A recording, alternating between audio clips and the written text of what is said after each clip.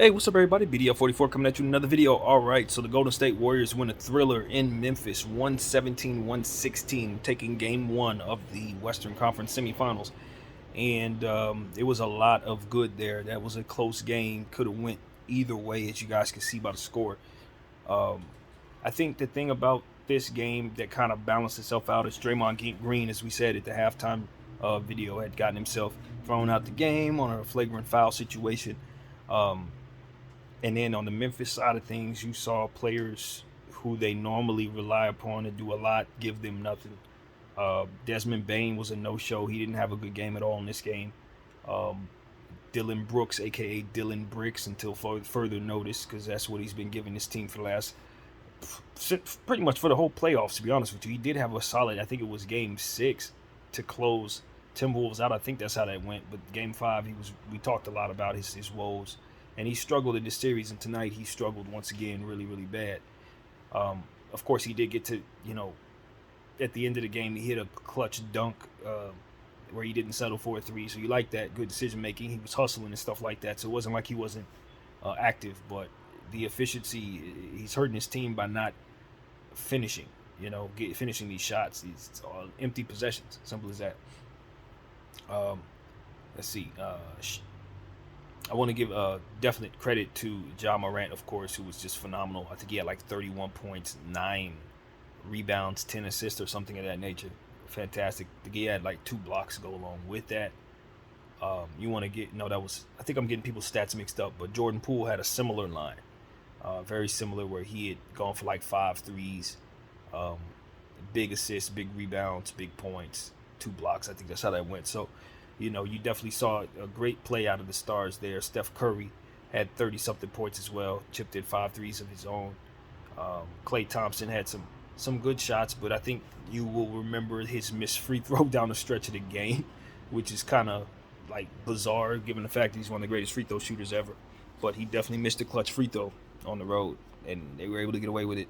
At the end of the day, you saw John Morant just closing, but he just wasn't able to get that last scoop play. Maybe you felt he should have got a couple calls down the stretch that he didn't get. I felt that way, to be honest with you, watching him driving the paint and just not getting any whistles.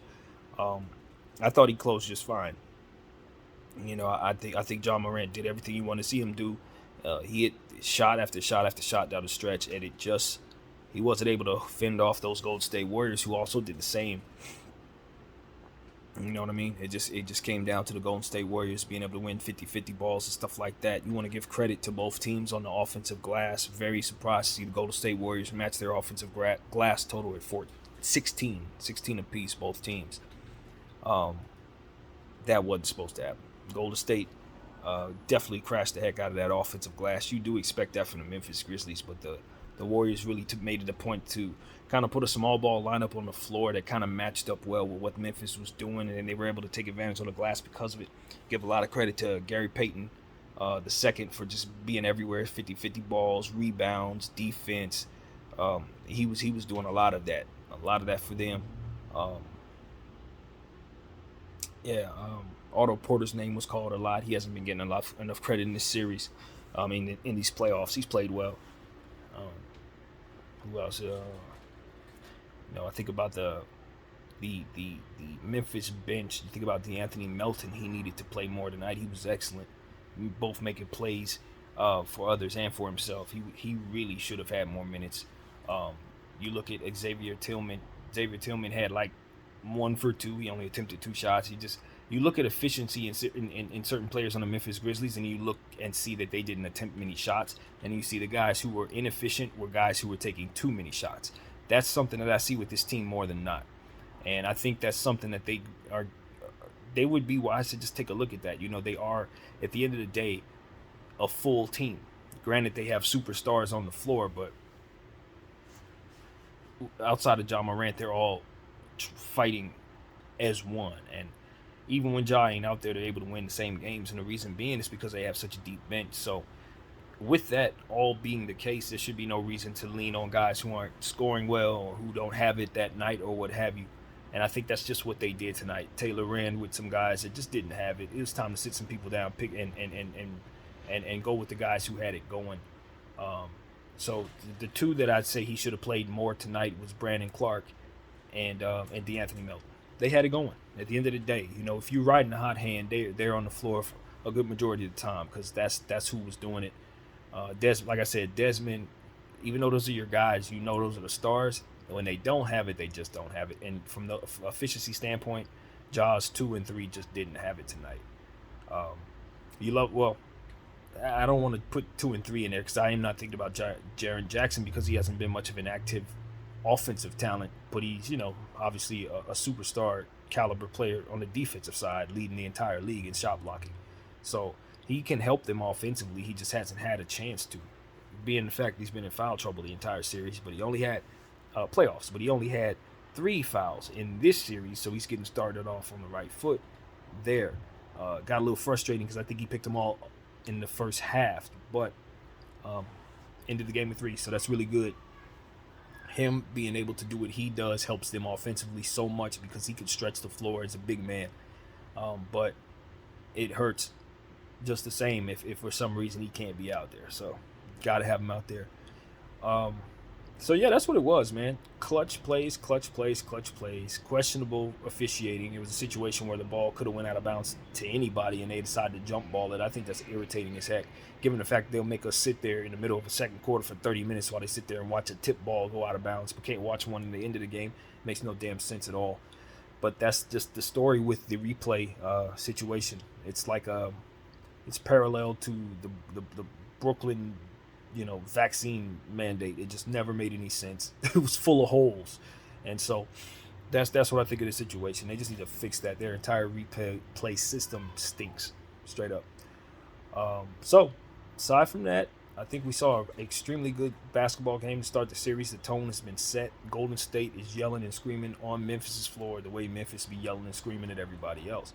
You saw Klay Thompson screaming and bumping the chest at the end of the game. They are letting these kids know that if y'all are going to come in here with us, you got to play 48, and it ain't going to just be y'all dancing around. We are not the Minnesota Timberwolves. Got 1 million championships to our name, Hall of Famers up and down the board, and kids that are running with them that should be able to keep up with you.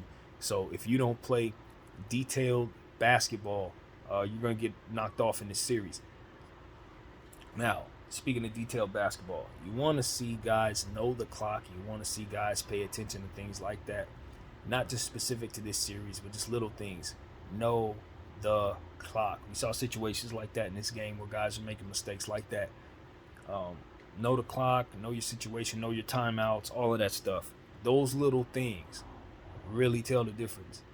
We know how it goes when a guy doesn't know his timeouts. We know how it goes when a guy can't remember that the clock is running out, or certain situations such as that. It's so important that these coaches stay on top of that stuff because guys got a lot of stuff on their minds, and sometimes down the stretch it'll be that one situation where a guy just didn't know the clock and it could cost you. All your effort goes out the window because of something small like that. You hate to see it. So that's just something I figured I'd throw out into the air. Aside from that, I don't really have much. This game left me with a lot to appreciate. Like I said, close, clutch plays down the stretch. John Morant hitting shots bucket for bucket. Andrew Wiggins was playing well, getting open, finding himself in positions to do well, hitting corner shots and stuff like that. I just think that at the end of the day, the inefficiency of some of the starters of the Memphis Grizzlies is why they lost that home game.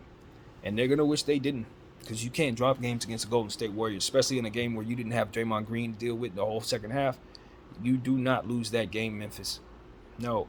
Dropping games like this is a devastating thing for your team. Now, granted, again, I don't know who's going to mention this, but I personally didn't love the calls that John Morant did not get down the stretch of that game. I didn't. I thought there was 2 calls in the last 2 minutes where they could have gave him the foul and they just didn't call it. I think that directly contributed to the loss. So take that for what it's worth. I truly felt that way about watching that game. I don't know if the commentators will even mention that. Maybe they don't see it that way. But John needs those calls just like anybody else does. All in all, Steph Curry, when you're looking down the barrel of Steph Clay in the pool, it's tough to win a game. But when you have an opportunity to, you got to close it out. And they didn't, and it's going to cost them. So this series is 1-0 Golden State's way. They've officially taken home court advantage away from the Memphis Grizzlies, technically, because you know how that goes. Drop the first game now, you have the advantage. So that's how that goes. Hopefully Memphis, for their sake, could find a way to grab game 2. If not, this is going to be a short series. It's going to be very hard for them to drop 2 at home and then go back to Golden State and win 2 to tie the series up. I don't know how they would pull that off. So if ever there was a situation where a young team needs to feel the urgency, feel that old man's concern, feel it now, kids. Because if you're going to look up, this series, going to be over before you even figure out what you've been hit by. Cannot drop games at home against a team like this, especially in this fashion. Absolutely not. Ja, I did see Dylan Brooks at the top of the key, wide open for 3 down the stretch of that thing. I know you looked him off. I know you did that. I don't know if it was a mistake because of how poorly he's been shooting, but you always want the open look. At the end of the day, he had hit a corner 3 in this game. We did see him hit at least 2 of them. So I just feel like maybe trusting your teammate even when they've been cold, maybe not the worst idea, because the angle that Ja took on that final scoop shot, very low percentage. He does tend to make shots like that, but they had excellent defense on him. And I know he knows that Dylan was open. Can't say I blame him for not hitting Dylan, but at the same time, if he does hit Dylan, Dylan probably hits a shot, you probably win. Take it for what it's worth. So that's what I got, man. I thank you all for rocking with me. Of course, we're going to be following this series and every series in these playoffs. I believe game 2 is on, Tuesday? Don't quote me on that. I'm not certain, but I believe it's Tuesday. And we'll be ready. We'll be ready, man. BDL 44. I thank you all for watching. I'm out.